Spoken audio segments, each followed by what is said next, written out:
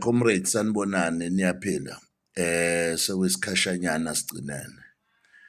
Ngithi angibuyele kule channel yethu yakwa MK Labour Desk Training Academy. Bafowethu sicela machinist awu-12. Lama machinist kuba abantu abakwazi ukuthunga curtain. 12 machinists who can sew the curtains. Bese sicela ngeke sibacele odriver ngoba khona odriver ababethenjisiwe bangathathwa, kodwa ke khona abanye odriver baka code 14 abafunwayo, kodwa sizohambisa bona laba ababekade besele bengakabizwa.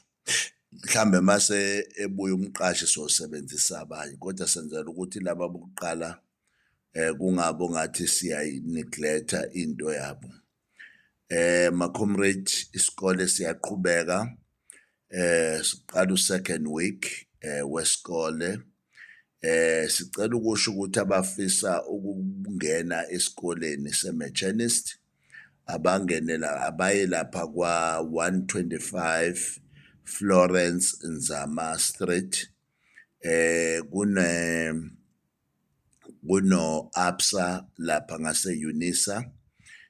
Bese uma ufika nje ka-ABSA ucela iphoyisa likuyalele ama-office omkhonto angaphezulu, uyoyithola ke-MK Labour Desk ne-Sanfosao. Bese ufika ushiya i-CV yakho enihambisana ne-copy of your ID. So lokho kusho ukuthi noma ngabe kuthiwa ufisa ukuthunga noma ufisa ukuqashwa, we are using the same CV ukuthi kwazi ukukulekelela. So ngicela niphuthume khona-ke bakwethu, ningayi la sithunga khona esikoleni. Awuyi, uye ema-ofisini ethu, ungayi esikoleni ngoba abantu abaningi manje sebegijima besikoleni kanti lapha kuvaliwe, ngeke ukwazi ukuthi ungene laphana. Vele abantu sebenza u-second week, wena awukwazi ukufika usazoqala. Safaneke-ke makuphela leli viki elizayo bese kuqala enye futhi group ezosebenza into yokuthunga. Asibonge-ke bafowethu yonke lemizamo eyenziwayo, siyabonga. Nakulaba abasesikoleni njengamanje asibonge i-effort yokubuka abantu bakithi bethanda ukuqhubeka nento yamakhono. Sikhuluma ngento yamakhono manje, nemisebenzi. Uma ufuna into yangempela manje, amakhono, imisebenzi, yona nto esiyifunela abantu bakithi leyo. Asithume yona umsholozi ukuthi asambe siyoguqula iy'mpilo zenu. Ilokho-ke nje esikwenzayo.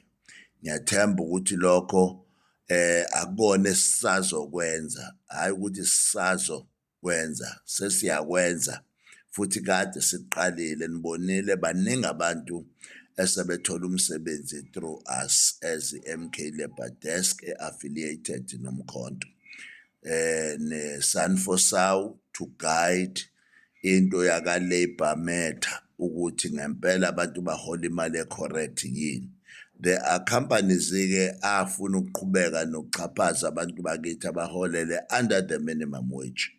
Kakhulukazi futhi lento yama-foreigners, kunama-companies asaqhubeka ukusebenzisa ama-foreigners in the workplace, but-ke siphezu kwabo ma-comrade ngoba sifuna 2026 November 4 alikho i-foreigner elizobe lisebenza ey'nkampanini lapho khona kuphethe khona umeya womkhonto wesizwe. Ngiphinde futhi, alikho i-foreigner elizosebenza la khona kuzobe kuphethe khona umeya womkhonto wesizwe. Sicela nje namadolobha futhi sizowaklina nemisebenzi, small businesses siyayitransfer, sinikeza abantu bakithi. Amabhilidi siyawashintsha abe ama-RDP houses ukuze abantu bakithi laba abadayisa emgwaqweni bakwazi ukuthola iyabo indawo yokuthi balale noma bahlale kuyo while behweba emgaqweni. That is what we want. Siyabonga kakhulu-ke bafowethu-ke nuvotele umkhonto, ngicela nje ninganqini lokho, but imisebenzi akuyona eyomkhonto ukuthi kuba abantu bomkhonto kuphela bazosebenza, kusebenza wonke umuntu nowe-ANC nowe-DA nowe-EFF noweNkatha, ngoba sizoguqula isimo sabantu bakithi, hhayi isimo somkhonto sama-members omkhonto, isimo sabantu bakithi ukuthi bakwazi ukuthi bathole impilo engcono. Silekeleleni nina njengevoti ukuthi sikwazi ukuyenza lento iphumelele ngo-2027. Mandla.